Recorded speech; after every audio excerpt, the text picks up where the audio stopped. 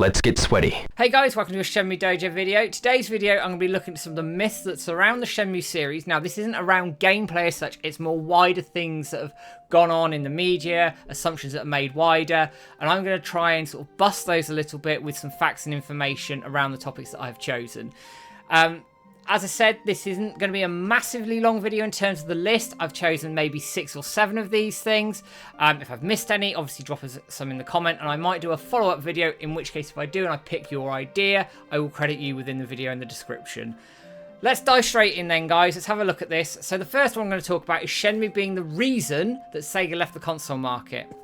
Now, let's not beat around the bush. Shenmue cost a lot of money to make, and it was a definite contributing factor in Sega pulling the plug on the console market on the Dreamcast. It just was.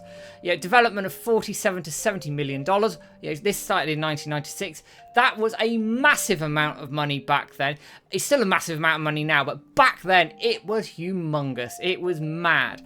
Now, obviously, this included the development of Shenmue 1 and 2, so that's great, but it was always considered and stated, I don't know how official this was, but that every Dreamcast owner needed to buy the first Shenmue game twice to break even. That's mad. That's absolutely mad. Now, I don't know how true that is. It sold 1.2 million copies, so from that side of things, it actually did all right. It actually did all right, but obviously didn't make the money back. Shenmue 2 sold a bit less across Xbox and Dreamcast. It's probably sold about 600,000, give or take, from the figures that I'm aware of. James and I covered those within the Shenmue v Yakuza podcast that we did about a year and a half ago. Go check that out. It's got all the figures there if you want to pick those up. But to say it was the main reason is unreasonable. It's not really factual in my opinion, and there's many other factors here that were at play that caused Sega to leave the console market. It's been quoted around the internet. I think Tom Kolansky said this, that not partnering with Sony was described as the stupidest business decision ever. Now, for a bit of context, it was explored back in the 90s, like early to mid 90s at Sega, and Sony were going to partner up to make a console after Sony were basically given the elbow by Nintendo, and they were annoyed about it, to make a console with Sega and join forces and take on Nintendo. Now, looking at where history's taken us now, that would have been the best decision ever it happened. It didn't, and it's been described as insanely stupid. Now, there's other lots of factors in that particular decision as well. Go and check out lots of Sega YouTube channels. They will give you far better information history than I will on it. But not only that, Sega lost consumer confidence with the multiple add-ons that went out for the Mega Drive. Now, the Mega Drive was generally, sitting in the West, did pretty well for itself. And it all changed with Sonic the Hedgehog, different marketing strategy in America, Europe, and it really sort of kicked itself into gear with a different market being targeted and everything. And the Mega Drive did quite well. But there's a huge amount of factors that played into the amount of money that was lost, including these add-ons. So you had the Mega CD that came out in Japan in 91, USA in 92, and Europe 93. That in itself, it was a natural progression of technology at the time. Obviously, if you didn't have the 32X in between that and you went straight to the Sega Saturn, you could sort of understand that. But by the time it released in Europe, you're 18 months, 2 years out of the Saturn coming out. So it's quite close. So you can understand a little bit of apprehension there, but probably wouldn't have done too much damage. In my view, again, this is just my view. I'm not backing this up with any information, stats or anything. Go and check out the Sega YouTube. It's much better. There's loads of historians out there who go into this detail far better than I will. The 32X. Now, this came out on the 14th of November 94 in Europe, oddly before United States and Japan. Don't know why. 21st November in USA, 3rd of December in Japan. Now, you think that, and it was a big add-on for the Mega Drive, obviously, giving it 3D capability. Obviously, we saw that with the Virtua Fighter port, which actually runs all right, and some other games that came across as well, Virtua Racing and other bits and pieces. But this is where it gets confused. The Sega Saturn released in Japan on the 22nd November 1994, just around, just before 32X. Now that's insane. Your big flagship console, the successor to the Mega Drive, releases within a matter of weeks of an add-on. You're confusing the market there straight away. Then the Saturn released in the USA on May the 11th, 1995. A short 6-7 month period from the 32X release in 1994 previously, and then in Europe the July the 8th 1995. Now obviously that 32X came out in November. Again, you got a good 7-8 month period there where people are going, why would I going to pick up a 32X when I can get a Saturn? Now, there was issues around the Saturn launch. I'm not going to go into that here. But to have all those releases in such a short space of time confused the market and consumers, pissed people off, and they were like, do you know what? I'm not going to be interested in either of this. It's too confusing. There's too much going on. People got stung by spending money on the Mega CD, then the 32X, and the consumers had enough. So that contributes to the Saturn and what happened there. Take the Saturn launch in America, which was obviously very short notice, pissed off a lot of sort of outlets that would distribute these things, and you had yourself a recipe for disaster on top of Sony undercutting them by $100. I'm not going to go into the detail of that because there's plenty of people out there who do it far better than me. Pandemonium is one of them who I had the privilege of interviewing. And you then add in sort of poor developer support outside the Sega studios for Saturn. You've got yourself a perfect storm of where it's not going to work. Then add in all the amount of unsold inventory they had to buy back over the course of the Mega Drive, 32X, the Saturn, and the close down of the Dreamcast itself, and the inventory sold at a loss when they obviously had to get rid of the Dreamcast. You're screwed. You're absolutely screwed. You're going to bleed money. So to suggest that Shenmue was solely the thing that really set Sega on the path to put, bankruptcy, nah. There was a million other factors that went on there. Go and check out the Sega YouTubers that go into the history of these sort of things. So sort of Pandemonium, Sega guys, Saturn Shiro Group, etc. Plenty of information there, and we'll do a far better job than me of diving into that history. Moving away from that quite long section of the video, Shenmue invented QTEs. Now, I'm going to dispel this myth quite quickly. It may, certainly in my opinion, and I think a lot of people in the industry's opinion, it made QTEs popular, but it certainly didn't invent them. Dragon's Lair in 1983 was likely the first game. I don't know if it was the first game, but likely the first game to have them. And we also see them in other titles coming up over the years. One that stands out in my mind is Die Hard Arcade. Now, it is thought that Yu Suzuki coined the phrase quick time events, which is now pretty much an industry-wide term. Great, superb. Little fun fact here, the Shenmue manual calls them quick timer events. So there's been a slight change of the language there around QTEs and the actual phrase that's then used within the gaming community, gaming industry, developers, etc. That's a fun little one. This one is not going to surprise you, but I'm going to bring up anyway, that Shenmue 3, this is the myth, that the Shenmue 3 was planned to end the series.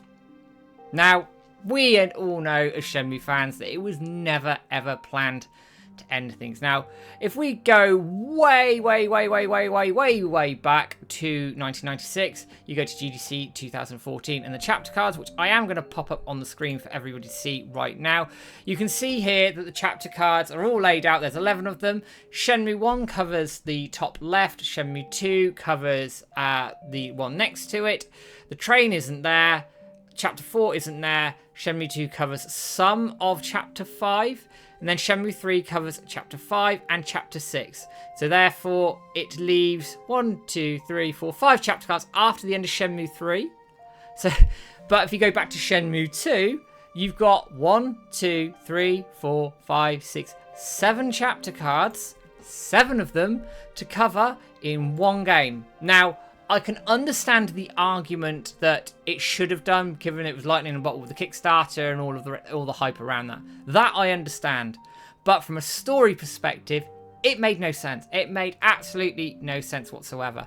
Furthermore, there were plenty of articles over the years that went into this. And here it is from Red Bull. Now, there's plenty of these kicking around on the internet. Go and do yourself a Google. Ignore the typo there from them. But what he talks about here, this is in 2016, so after the Kickstarter, and there were plenty of articles before this that will go into the fact that Shenmue 3 was never, ever meant to end the series. So when people act surprised or go, oh, 3 was planned to end the series, no, it wasn't. It never was. You look at the chapter cards, you look at everything else around it and the articles surrounding the Kickstarter and everything else, and you are not in any way, shape or form going to have Shenmue 3 ending the series. It was just never planned.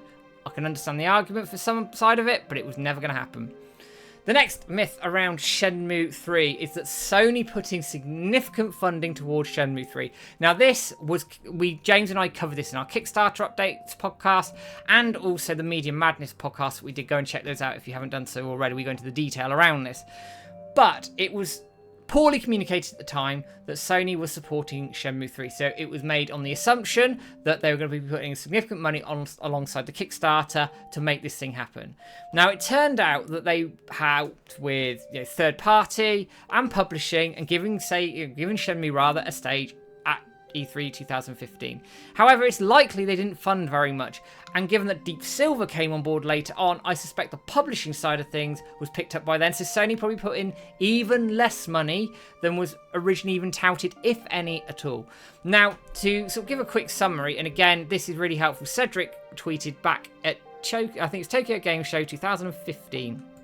And he says here, many people asked about his investment in Shenmue 3. Can't give the details, but the Shibuya Productions was the main investor outside of the Kickstarter. Somebody asked more than Sony, and he said yes. So that's a categoric 100% given that Shenmue 3 was not funded wholly, if at all, by Sony, and Shibuya Productions put in far more money than anybody else outside of the Kickstarter prior to Deep Silver. So again, that myth has been killed. The language around it initially didn't help. It really didn't help the Kickstarter either. I think it probably stunted some of the funding, but it's what it is. It happened, we're sort of done, and it's in the past now. But yes, Sony did not put in significant funding towards Shenmue 3. They may have put in some, but certainly not as much as Shibuya Productions, who were considered the main investor at the time.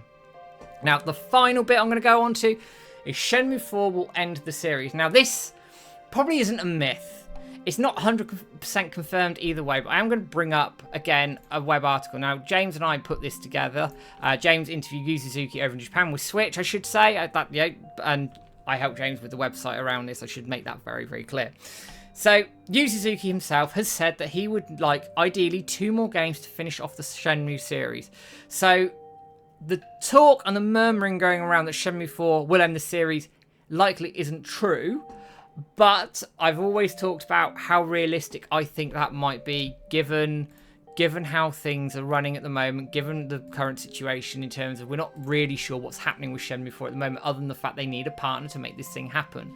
So it's really difficult because it may end the series if they can find a way to do that, but it also may not. But at this point in time, the language around it is that there's 2 more games needed. Now, I struggle with the viability on that. I've been quite open about that, but I hope they can make that work because I want the true Shenmue vision, as do all of us. But I'm not sure that 2 more games is necessarily realistic. If he develops them both together, as quoted in the interview, he said he could probably do them in about 6-ish years. If they're developed apart, you're looking at 10 years plus, which, that's a long time away, people. Anyway, I'm going to draw us to a close there. Thank you for sticking with me. Have you got any that I've missed? Obviously, as I said, top of the video, drop in the comments below. Don't forget to give us a like, share, subscribe on Facebook, YouTube, Twitter, and all the usual places. And as I say, every video, £2 a month, you get a membership. You can get all our Saturday videos ahead of time, all video content ahead of time as well, outside of the podcast. Any money goes towards the website costs that James and I incur monthly. As always, guys, thank you for joining in with the Dojo content. Thank you for supporting James and I and Shenmue, and I'll be back with a video in the not too distant future. But for now, guys, take care, have a good one.